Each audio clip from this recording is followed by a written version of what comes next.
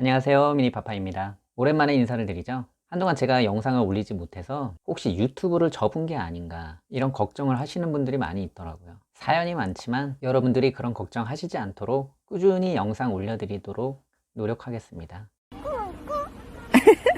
오늘은 요즘 이슈가 많이 되고 있는 쌍용차 인수 관련된 종목들에 대해서 말씀을 드리려고 해요. 지금 주식을 하시는 분들이라면 내 보유 종목이 아니더라도 오늘 급등한 종목들이 어떤 종목들이 있는지 항상 관심을 갖게 되는데, 최근 급등하는 종목들의 대부분이 쌍용차 인수 관련 종목들이죠. 이 쌍용차 인수 관련 종목들도 한두 종목이 아닌 여러 종목이 있어서 쌍용차 인수 관련 섹터로 분류까지 하고 있을 정도죠. 쌍방울부터 시작해서 나노스, IOK, 광림, 미래산업 등 여러 기업들이 쌍용차 인수 관련해서 급등락을 하고 있는 상황인데, 가장 최근에는 KG그룹에서 쌍용차 인수 전에 뛰어든다는 기사가 나오면서 주가의 움직임이 요동치는 현상이 나타났죠. 우리가 쌍용차 인수에 대해서 우선 아셔야 할 것이 에디슨 모터스라는 기업이에요. 이 쌍용차 인수 관련해 관심이 있으신 분들은 다 아실 거예요.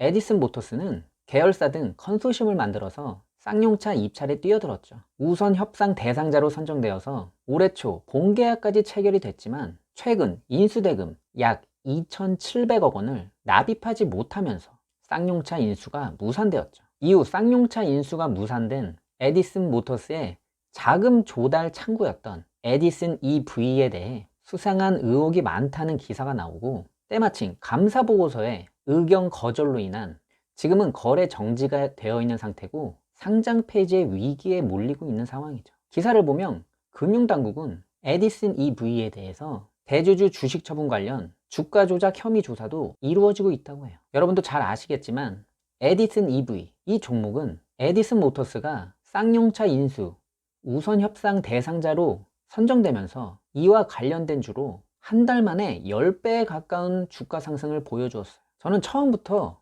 에디슨 모터스가 쌍용차를 인수하려는 의지가 있었는지 의문을 제기할 수밖에 없었어요. 여러분, 쌍용차를 인수하려면 쌍용차가 가지고 있는 부채 상환만 하더라도 최소 1조 이상이 들어간다고 해요. 그럼 여기서 끝이냐? 이 쌍용차의 경영 악화로 인해서 이 무너져 있는 회사를 다시 회생시키는 데 있어 들어가야 할 돈이 몇 천억이 될지 몇 조가 될지 모른다는 거예요. 에디슨 모터스, 여러분들 이전에 들어본 적 있나요? 소위 말해서 듣도 보지도 못한 이 듣보잡인 에디슨 모터스가 자동차 회사를, 그것도 1조가 넘는 부채를 가지고 있는, 부채를 상환한다 해도 이후에 얼마나 더 자금이 들어가야 할지 모르는 이런 불확실성이 강한 이 쌍용차를 인수한다고요? 처음부터 말이 안 되는 상황인 거죠.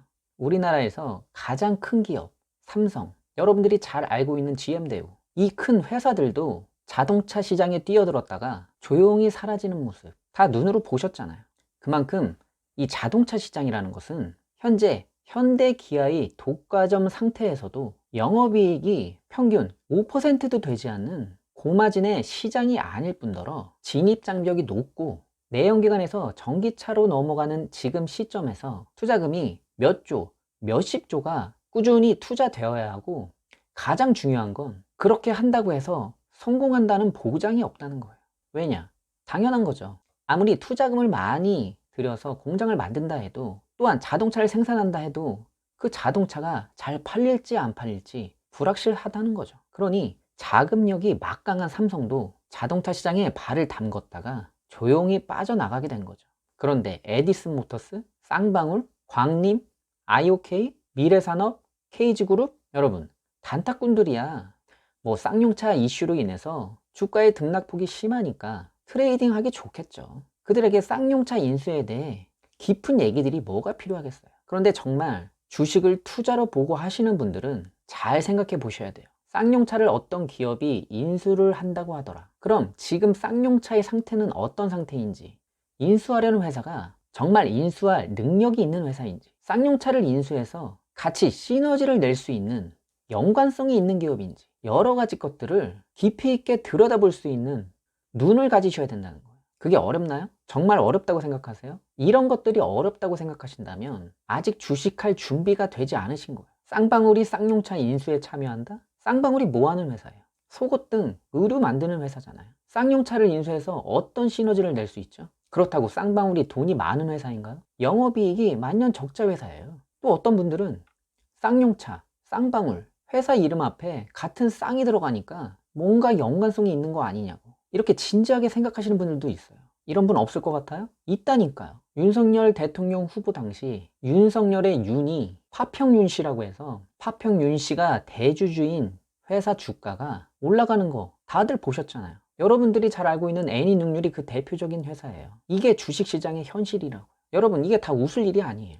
여러분, 시장이 어지러울 때일수록 여러분들의 머리와 가슴은 냉정해지셔야 됩니다. 지금 쌍용차 인수 관련돼서 정말 많은 종목들이 급등락을 보이고 있는데, 너도 나도 쌍용차 인수에 참여한다? 혼자가 안 되면 컨소시엄을 만들어서 인수 자금을 조달할 수 있는 것처럼 기사를 내고 개인 투자자들을 유인해서 수많은 피해자들을 양산하는 이런 반복되는 현상들, 단지 쌍용차 문제만은 아니겠죠. 여러분, 언제까지 당하실 겁니까? 생각해보면 정치권에서 하는 행동들하고 별반 다를 게 없어요. 우석 툭 던져놓고 아니면 말고 하는, 그것으로 인한 피해자는 발생하지만 정작 책임을 지는 사람은 없는, 저는 개인 투자자들의 문제를 지적함에 앞서 증권 당국이 아니면 말고 하는 기사들로 인한 주가 급등으로 개인 투자자들을 유인하여 고가의 주식을 매입하도록 하고 대주주 등 세력들이 고가의 주식을 처분하여서 개인 투자자들에게 피해를 주는 이 반복되는 현상에 대해서 철저하게 모니터링하고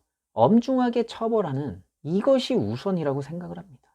쌍용차 인수에 대한 정말 제 개인적인 생각을 말씀을 드리자면, 쌍용차를 인수할 만한 회사는 없을 가능성이 많습니다. 정확히 말하자면 인수할 만한 회사는 있지만 투자는 하지 않을 것이다. 왜? 이유는 간단해요. 불확실성한 미래에 막대한 자금을 투자해야 할 하등의 이유가 없기 때문이에요. 수십조의 잉여금을 쌓아두고 있는 여러분들이 아시는 대기업들, 쌍용차 인수, 돈 냄새가 났다면 벌써부터 인수 참여에 적극성을 보였을 거예요. 왜 그 대기업들이 가만히 있을까요? 여러분, 쌍용차 이슈는 물론 어떤 이슈로든 주식시장이 시끄러울 때 그 이슈의 내면을 살펴보려고 하는 노력이 필요해요. 그게 주식 투자를 하는 투자자의 지향점인 거예요.